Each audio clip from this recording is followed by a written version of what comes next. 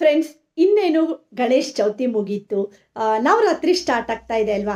So Navratri ಅಂದ ತಕ್ಷಣ ನಮಗೆ 9 ದಿನ 9 ರೀತಿ ಕಜ್ಜಾಯಗಳು ಬೇಕಾಗ್ತವೆ. ಅಂದರೆ ಪ್ರತಿದಿನ ನಾವು 9 ದಿನನೂ ದೇವ್ರ ನೈವೇದ್ಯಕ್ಕೆ ಹೇಳ್ಕೊಂಡು ಏನಾದರೂ ಒಂದು ಐಟಮನ್ನು ಮಾಡಿ ನೈವೇದ್ಯನ ಮಾಡ್ತೀವಿ ಅಲ್ವಾ.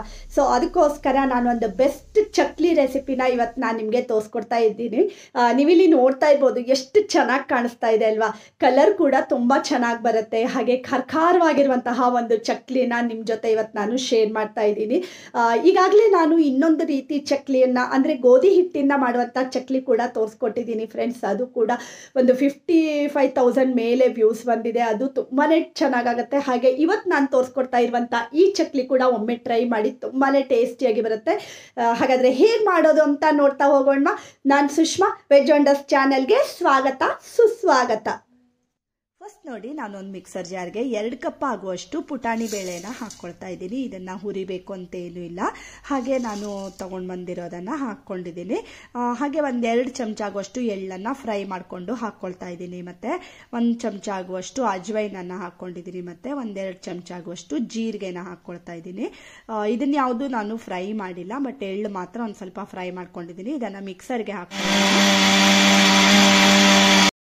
ಈಗ ನೋಡಿ, ನೈಸ್ ಆಗಿ ಇದು ಪೌಡರ್ ತರ ರೆಡಿ ಆಗಿದೆ. ಇದನ್ನ ಜರಡಿ ಮಾಡ್ಕೊಳ್ಬೇಕು. ಯಾಕಂದ್ರೆ ಕೆಲವೊಂದು ಸರಿ ಅದರಲ್ಲಿ ಪುಟಾಣಿ ಬೇಳೆ ಎಲ್ಲ ಕೆಲವೊಂದು ಹಾಗೆ ಇದ್ಬಿಡುತ್ತೆ ಅಲ್ವಾ. ಸೊ ನಮಗೆ ಹಿಟ್ಟು ಕಲಿಸ್ಕೊಂಡಾಗ ಎಲ್ಲ ಅದು ಕೆಲವೊಂದು ಸರಿ ಚಕ್ಲಿ ಮಾಡುವಾಗ ಹೊಟ್ಟೋ ಚಾನ್ಸಸ್ ಇರುತ್ತೆ, ಡಬ್ಗುಡೋ ಚಾನ್ಸ್ ಇರುತ್ತೆ. ಅದಕ್ಕೋಸ್ಕರ ನಾನು ಈ ರೀತಿ ಜರಡಿ ಮಾಡಿಕೊಂಡು ರೆಡಿ ಮಾಡ್ಕೊಂಡಿದ್ದೀನಿ. ಹಾಗೆ ನೋಡಿ, ಅದಕ್ಕೇನೆ ಈಗ 3 ಕಪ್ ಆಗುವಷ್ಟು ಅಕ್ಕಿ ಹಿಟ್ಟನ್ನು ಹಾಕ್ಕೊಂಡಿದ್ದೀನಿ. ಫಸ್ಟ್ ಈಗ ಇದನ್ನು ಕೂಡ ಜರಡಿ ಮಾಡಿ ತಗೊಳ್ತಾ ಇದ್ದೀನಿ. ಯಾಕೆಂದ್ರೆ ನಾವು ಚಕ್ಲಿ ಮಾಡುವಾಗ ಯಾವಾಗಲೂ ಜರಡಿ ಮಾಡೇ ತಗೊಳ್ಳೋದು ಬೆಸ್ಟ್. ಹಾಗೆ ಪುನಃ 3 ಕಪ್ ಆಗುವಷ್ಟು ಅಕ್ಕಿ ಹಿಟ್ಟನ್ನು ಹಾಕ್ಕೊಳ್ತಾ ಇದ್ದೀನಿ. ಸೊ ಟೋಟಲ್ ಆಗಿ ನಾನು 6 ಕಪ್ಪು ಅಕ್ಕಿ ಹಿಟ್ಟನ್ನು ಹಾಕ್ಕೊಂಡಿದ್ದೀನಿ. 2 ಕಪ್ಪು ಪುಟಾಣಿ ಬೇಳೆನ ತಗೊಂಡಿದ್ದೀನಿ. ಹಾಗೆ ಇದಕ್ಕೆ ಈಗ ನಾನು ನಮ್ಮ ಮನೆಯಲ್ಲಿ ಯಾವಾಗಲೂ ನಾವು ಖಾರದ ಚಕ್ಲಿನ ಮಾಡೋದು ಜಾಸ್ತಿ. ಸೊ 3 ಚಮಚ ಆಗುವಷ್ಟು ರೆಡ್ ಚಿಲ್ಲಿ ಪೌಡರನ್ನು ಹಾಕ್ಕೊಂಡಿದ್ದೀನಿ. 1 ಚಮಚ ಆಗುವಷ್ಟು ಅರಿಶಿನ ಹಾಕ್ಕೊಂಡಿದ್ದೀನಿ. ಹಾಗೆ ಒಂದು ಸ್ವಲ್ಪ ಇಂಗನ್ನು ಹಾಕ್ಕೊಳ್ತಾ ಇದ್ದೀನಿ. ನಿಮಗೆ ಖಾರ ಬೇಡ ಅಂದರೆ ಇದರಲ್ಲಿ ಸ್ಕಿಪ್ ಮಾಡ್ಕೊಳ್ಬಹುದು. ಹಾಗೆ ರುಚಿಗೆ ತಕ್ಕಷ್ಟು ಉಪ್ಪನ್ನು ಹಾಕ್ಕೊಂಡಿದ್ದೀನಿ. ಮತ್ತೆ 1-7 ಚಮಚದಷ್ಟು ನಾನು ತುಪ್ಪನ ತಗೊಂಡಿದ್ದೀನಿ. ನೀವು ತುಪ್ಪ ಇದ್ರೆ ತುಪ್ಪ ಹಾಕೊಳ್ಬಹುದು, ಇಲ್ಲ ಅಂದ್ರೆ ಬೆಣ್ಣೆ ಇದ್ರೆ ಅದನ್ನು ಕೂಡ ಯೂಸ್ ಮಾಡ್ಕೊಳ್ಬಹುದು. ಯಾವುದೂ ಇಲ್ಲ ಅಂದ್ರೆ ಎಣ್ಣೆ ಕೂಡ ಬಿಸಿ ಮಾಡಿ ಹಾಕ್ಕೊಳ್ಬಹುದು. ಈಗ ನೋಡಿ, ಇದನ್ನ ನಾನು ಬಿಸಿ ಮಾಡಿಕೊಂಡು ಈಗ ನಾವು ಹಿಟ್ಟು ರೆಡಿ ಮಾಡ್ಕೊಂಡಿದೀವಿ ಅಲ್ವಾ, ಅದಕ್ಕೇನೆ ಈ ಎಣ್ಣೆ ಈ ತುಪ್ಪನ ಹಾಕ್ಕೊಳ್ತಾ ಇದ್ದೀನಿ. ಚೆನ್ನಾಗಿ ಒಂದ್ಸರಿ ಮಿಕ್ಸ್ ಮಾಡ್ಕೊಳ್ಬೇಕು. ಇದು ಬಿಸಿ ಇರೋದ್ರಿಂದ ನಾನು ಸ್ಪೂನಲ್ಲಿ ಫಸ್ಟ್ ಒಂದ್ಸರಿ ಚೆನ್ನಾಗಿ ಮಿಕ್ಸ್ ಮಾಡ್ಕೊಳ್ತಾ ಇದ್ದೀನಿ. ಆಮೇಲೆ ನೋಡಿ, ಕೈಯಿಂದ ಇದನ್ನ ಚೆನ್ನಾಗಿ ಅಂದರೆ ಎಲ್ಲ ಹಿಟ್ಟು ಮತ್ತು ಮಸಾಲೆ ಎಲ್ಲ ಒಟ್ಟುಗೂಡಬೇಕು. ಅಷ್ಟರವರೆಗೆ ಫ್ರೈ ಅದನ್ನ ಚೆನ್ನಾಗಿ ಮಿಕ್ಸ್ ಮಾಡ್ಕೊಳ್ಬೇಕು. ಹಾಗೆ ಈ ಕಡೆಗೆ ನಾನು ನೀರನ್ನು ಬಿಸಿ ಆಗೋದಕ್ಕೆ ಅಂತ ಇಟ್ಕೊಂಡಿದ್ದೀನಿ. ಮತ್ತು ಪುನಃ ನಾನು ಇದನ್ನು ಚೆನ್ನಾಗಿ ಈ ರೀತಿ ಮಿಕ್ಸ್ ಮಾಡ್ಕೊಳ್ತಾ ಇದ್ದೀನಿ. ನೀವು ಮುಷ್ಟಿ ಹಿಡಿದ್ರೆ ಅದು ಚೆನ್ನಾಗಿ ಮುಷ್ಟಿಯಾಗಿ ಬರಬೇಕು. ಇಲ್ಲ ಈ ರೀತಿ ಬರ್ತಾ ಇಲ್ಲ ಅಂತಾದರೆ ಪುನಃ ನೀವು ಇನ್ನೊಂದು 2 ಚಮಚದಷ್ಟು ಬೆಣ್ಣೆನ ಬಿಸಿ ಮಾಡಿಕೊಂಡು ಹಾಕ್ಕೊಳ್ಬೇಕಾಗತ್ತೆ. ಹಾಗೆ ಈಗ ನೋಡಿ, ನಾನು ಬಿಸಿ ಮಾಡ್ಕೊಂಡಿರೋ ಅಂಥ ನೀರನ್ನು ಒಂದು ಸ್ವಲ್ಪನೇ ಹಾಕ್ಕೊಂಡು ಮಿಕ್ಸ್ ಮಾಡ್ಕೊಳ್ತಾ ಇದ್ದೀನಿ. ಒಮ್ಮೆಲೆ ಕೈ ಹಾಕ್ಕೊಳ್ಬೇಡಿ, ಯಾಕಂದರೆ ಬಿಸಿ ಇರುತ್ತೆ ಅಲ್ವಾ. ಸೊ ಕೈಗೆ ಎಕ್ದಮ್ ಹಿಡ್ಕೊಂಡು ಬಿಡುತ್ತೆ ಅದು. ಅದಕ್ಕೋಸ್ಕರ ನಾನು ಒಂದು ಸರಿ ಸ್ಪೂನಲ್ಲಿ ಚೆನ್ನಾಗಿ ಈ ರೀತಿ ಮಿಕ್ಸ್ ಮಾಡಿಕೊಂಡು ಈಗ ನೋಡಿ, ನಾನು 2 ಕೈಯಿಂದ ಚೆನ್ನಾಗಿ ಸ್ವಲ್ಪನೇ ನೀರನ್ನು ಹಾಕಿಬಿಟ್ಟು ಚಕ್ಲಿ ಹಿಟ್ಟಿನ ಹದಕ್ಕೆ ಈ ಹಿಟ್ಟನ್ನು ರೆಡಿ ಮಾಡ್ಕೊಂಡಿದ್ದೀನಿ. ಆ್ಯಕ್ಚುಲಿ ಈ ಹಿಟ್ಟನ್ನು ನೀವು ಚೆನ್ನಾಗಿ ಮೆಲ್ದು ರೆಡಿ ಮಾಡ್ಕೊಳ್ಬೇಕು. ಆವಾಗೇನೆ ಚಕ್ಲಿ ಚೆನ್ನಾಗಿ ಬರುತ್ತೆ. ಹಾಗೆ ಮುಚ್ಚಳನ ಮುಚ್ಚಿಟ್ಬಿಟ್ಟು ಒಂದು 15 to 20 ಮಿನಿಟ್ಸ್ ನಾನು ಹಾಗೆ ಇಡ್ತಾ ಇದ್ದೀನಿ. ಅಷ್ಟೋ ತನಕ ನಾವು ಬೇರೆ ಎಲ್ಲ ಕೆಲಸಗಳನ್ನ ಮಾಡ್ಕೊಳ್ಬಹುದು. ಆಮೇಲೆ ನೋಡಿ, ಪುನಃ ನಾನು ಮುಚ್ಚಳನ ಓಪನ್ ಮಾಡಿಬಿಟ್ಟು ಒಂದು ಸ್ವಲ್ಪನೇ ತಗೊಂಡು ಉಂಡೆ ಮಾಡ್ಕೊಳ್ಬೇಕು. ಅದಕ್ಕಿಂತ ಮುಂಚೆ ಪುನಃ ನೀವು ಇನ್ನೊಂದ್ಸರಿ ಈ ಹಿಟ್ಟನ್ನು ಚೆನ್ನಾಗಿ ಮೆಲ್ಕೊಳ್ಬೇಕು. ಮೆಲ್ಕೊಳ್ಳೋದು ಕೂಡ ತುಂಬಾ ಇಂಪಾರ್ಟೆಂಟ್ ಇರುತ್ತೆ ಚಕ್ಲಿನಲ್ಲಿ. ಚೆನ್ನಾಗಿ ಇದನ್ನ ಮೆಲ್ದಾದ್ಮೇಲೆ ಒಂದು ಸ್ವಲ್ಪನೇ ತಗೊಂಡು ಇದನ್ನ ಚೆನ್ನಾಗಿ ಉಂಡೆ ತರ ಮಾಡ್ಕೊಳ್ತಾ ಇದ್ದೀನಿ. ಯಾಕಂದ್ರೆ ಚಕ್ಲಿ ಒರಳಿಗೆ ಹಾಕೋದಕ್ಕೆ ಹೇಳ್ಕೊಂಡು ನೋಡಿ, ನೀವು ಈ ರೀತಿ ಸಾಫ್ಟ್ ಆಗಿ ಈ ಹದಕ್ಕಿದ್ರೆ ಚೆನ್ನಾಗಿ ಬರುತ್ತೆ ಚಕ್ಲಿ. ಓಕೆನಾ? ನೋಡಿ, ಚೆನ್ನಾಗಿ ಉಂಡೆನ ರೆಡಿ ಮಾಡಿಕೊಂಡು ತೆಗೆದಿಟ್ಕೊಳ್ತಾ ಇದ್ದೀನಿ. ಮತ್ತೆ ಉಳಿದಿರೋ ಅಂತ ಹಿಟ್ಟನ್ನು ನೀವು ಈ ಉಂಡೆನ ಅದಕ್ಕೆ ಹಾಕಿ ಮಾಡುವಾಗ ಉಳಿದಿರೋ ಹಿಟ್ಟಿಗೆ ಪುನಃ ನೀವು ಪ್ಲೇಟನ್ನು ಮುಚ್ಚಿ ಇಟ್ಕೊಳ್ಳಿ, ಯಾಕಂದರೆ ಅದು ಹಿಟ್ಟು ಒಣಗಬಾರ್ದು. ಓಕೆನಾ. ಆಮೇಲೆ ನೋಡಿ ನಾನು ಚಕ್ಲಿ ಒರಳಿಗೆ ಒಂದು ಸ್ವಲ್ಪ ಎಣ್ಣೆ ಹಚ್ಚಿ ಮಾಡ್ಕೊಳ್ತಾ ಇದ್ದೀನಿ, ಯಾಕೆಂದರೆ ಅದು ಅಂಟಲ್ಲ ಅಲ್ವಾ ಹಿಟ್ಟೆಲ್ಲ ಹೇಳ್ಕೊಂಡು. ಆಮೇಲೆ ನಮಗೆ ಕ್ಲೀನ್ ಮಾಡ್ಕೊಳ್ಳೋದಕ್ಕೆ ಕೂಡ ತುಂಬ ಈಸಿ ಆಗುತ್ತೆ ಈ ರೀತಿ ಮಾಡಿಕೊಂಡ್ರೆ. ಹಾಗೆ ಒಂದು ಸ್ವಲ್ಪ ಈಗ ನೋಡಿ ಉಂಡೆಯನ್ನು ರೆಡಿ ಮಾಡ್ಕೊಂಡಿದ್ದೀವಿ ಅಲ್ವಾ, ಪುನಃ ಅದನ್ನು ಕೈಯಲ್ಲಿ ಒಂದು ಸರಿ ಚೆನ್ನಾಗಿ ತಿಕ್ಕೊಂಡು ಇದ್ರ ಒಳಗಡೆ ಪ್ಲೇಸ್ ಮಾಡ್ಕೊಳ್ತಾ ಇದ್ದೀನಿ. ಈ ಚಕ್ಲಿ ತುಂಬಾ ಟೇಸ್ಟಿಯಾಗಿ ಬರುತ್ತೆ ಫ್ರೆಂಡ್ಸ್. ಹಾಗೆ ಕಲರ್ ಕೂಡ ತುಂಬ ಚೆನ್ನಾಗಿ ಬರುತ್ತೆ. ಹಾಗೆ ನೋಡಿ ಚೆನ್ನಾಗಿ ಇದನ್ನು ತಿರುಗಿಸ್ಕೊಂಡು ಚಕ್ಲಿ ಒಳಗೆ ಹಾಕಿ ರೆಡಿ ಮಾಡ್ಕೊಂಡಿದ್ದೀನಿ. ಓಕೆನಾ. ಆಮೇಲೆ ನೋಡಿ ನೀವು ಯಾವುದ್ರ ಮೇಲೆ, ಪ್ಲೇಟ್ ಮೇಲೆ ಅಂದರೆ ಪ್ಲೇಟ್ ಮೇಲೆ, ಇಲ್ಲ ಅಂದರೆ ಕೌಂಟರ್ ಟಾಪ್ ಮೇಲೆ ಕೂಡ ನೀವು ಮಾಡ್ಕೊಳ್ಬಹುದು.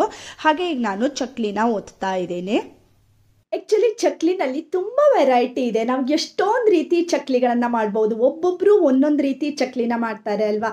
ಸೊ ಇವತ್ತು ಈ ಚಕ್ಲಿನೂ ನೀವು ಒಮ್ಮೆ ಟ್ರೈ ಮಾಡಿ, ಹೇಗೆ ಬಂತು ಹೇಳೋದನ್ನ ಕಮೆಂಟ್ ಬಾಕ್ಸ್ನಲ್ಲಿ ಕಮೆಂಟ್ ಮಾಡಿ. ಮತ್ತೆ ನೋಡಿ ಚಕ್ಲಿನೂ ಅಷ್ಟೇ, ನೀವು ಈ ರೀತಿ ಒತ್ಕೊಂಡಾದ್ಮೇಲೆ ನಿಮಗೆ ಯಾವ ಸೈಜ್ಗೆ ಬೇಕು ಹೇಳ್ಕೊಂಡು ಆ ಸೈಜ್ಗೆ ನಾವು ಇದನ್ನು ಚಕ್ಲಿನ ರೆಡಿ ಮಾಡ್ಕೊಳ್ಬೋದು. ಆ್ಯಕ್ಚುಲಿ ಅಂದರೆ ಎಲ್ಲನೂ ನಾವು ಪರ್ಫೆಕ್ಟಾಗಿ ಒಂದೇ ಹದಕ್ಕೆ ಮಾಡಿಕೊಂಡ್ರೆ ನೋಡೋದಕ್ಕೆ ಕೂಡ ತುಂಬ ಚೆನ್ನಾಗಿರುತ್ತೆ ಚಕ್ಲಿ.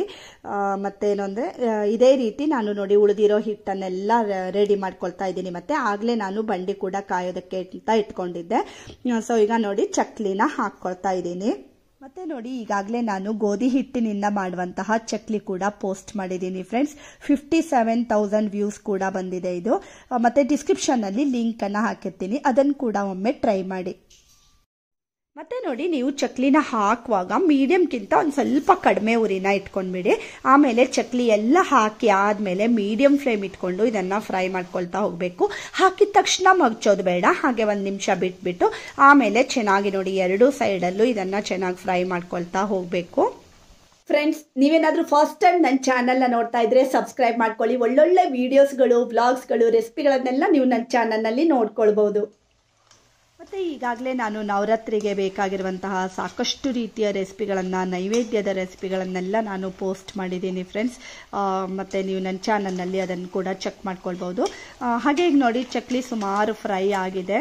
ಇದನ್ನೀಗ ನಾನು ತೆಗೆದುಕೊಳ್ತಾ ಇದ್ದೀನಿ. ಆ್ಯಕ್ಚುಲಿ ಅದು ಕೊಳಕೊಳ ಅಂತ ಸೌಂಡ್ ಬರುತ್ತೆ ಅಲ್ವಾ. ಸೊ ಆ ರೀತಿ ಆದಾಗ ಚಕ್ಲಿ ಫ್ರೈ ಆಗಿದೆ ಅಂತ ಅರ್ಥ. ಈಗ ನಾನು ತೆಗೆದ್ಬಿಟ್ಟು ಇದನ್ನು ಒಂದು ಪ್ಲೇಟ್ಗೆ ಹಾಕ್ಕೊಳ್ತಾ ಇದ್ದೀನಿ.